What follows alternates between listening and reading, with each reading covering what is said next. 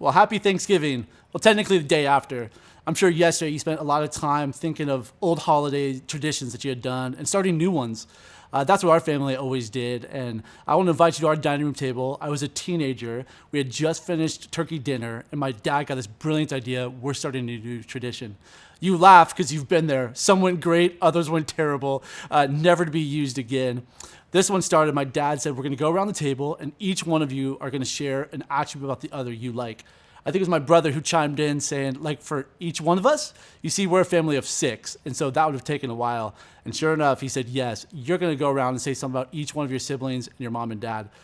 We all looked down instantly, hoping, don't choose me, as if we didn't look, they weren't going to acknowledge us. And I could feel my parents' eyes locked on me. You see, I'm the oldest of 4, and I was kind of expected to set the example. I took a deep breath and thus entered the most awkward dinner conversation we've ever had. Well, hey, my name's Chace Steeves. I'm one of the associate pastors at the Fallbrook campus, and we're continuing our series in gratitude. And it makes me think of a passage in Luke chapter 17. It's Jesus.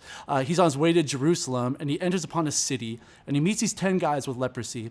You see, and to be a leper back then meant you were unclean. You had to remove yourself from where the population was at and isolate off to a corner of the village. And this is where the story of Jesus comes in.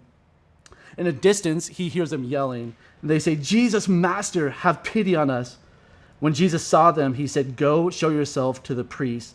And as they went, they were cleansed. One of them, when he saw that he was healed, he came back praising God in a loud voice. He threw himself at Jesus' feet and thanked him, and he was a Samaritan. Jesus asked, were not all 10 cleansed? Where are the other 9? Man, and that's such an interesting point. Just one came back. In fact, Jesus even asked, where are the other 9 at? I don't think the other 9 were malicious or evil. I think they were just excited, and I'm healed, I'm clean. I get to go back to my family and friends, and they forgot to go back and thank Jesus, the very person who made them clean. I think if we look in today's culture, a lot of us are just like the 9.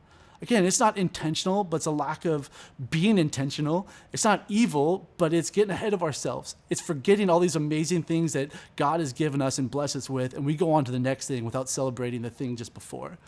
Or it's feeling like an entitlement, like, well, I deserve this. I worked so hard for this. Or that wasn't fair in the first place, so I'm happy that's gone. We forget to give thanks and have gratitude for what Jesus has done in our life.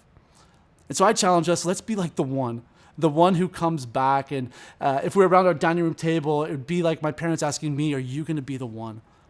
So dosers, today, that's my question. Are you going to be the one to take a moment in amongst of a crazy busy day and give thanks to Jesus? Are you going to be the one who celebrates a family member who for years you were praying finds Jesus and now they're saved?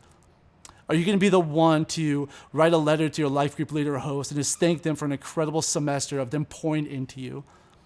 Are you going to be the one who pauses and gives joy for the car that you have? Even if it's limping along, do you know the fact that you have transportation? You're in the wealthiest 5% of the population in the world. Or what would it look like to write a thank you letter to a teacher or a coach of your children and just say thanks for the countless hours you've been pouring into my child?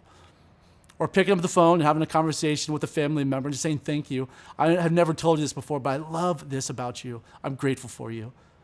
What's that going to look like for you? To be grateful to Jesus for everything that he's given you and be grateful for your family for the impact that they've had in your life.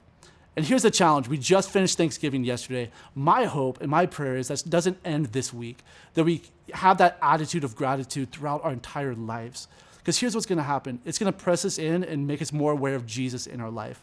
It's kind of like this. I recently got a new used car, a Honda Accord, and I had no idea how many Honda Accords were on the road until I got mine. Now I see them everywhere. Why? Because I'm aware. That's my challenge for us. Let's become aware and intentional in giving thanks to Jesus for what he's given us and to those others around us. So here's the challenge for you. Write a list out of all those things that Jesus has blessed you with and given you, and give thanks to him for that. And then think of one person you can talk to, call, write a letter to this week, and say, I'm grateful for you. Well, Doses, I hope you had a great Thanksgiving. Look forward to seeing you again soon.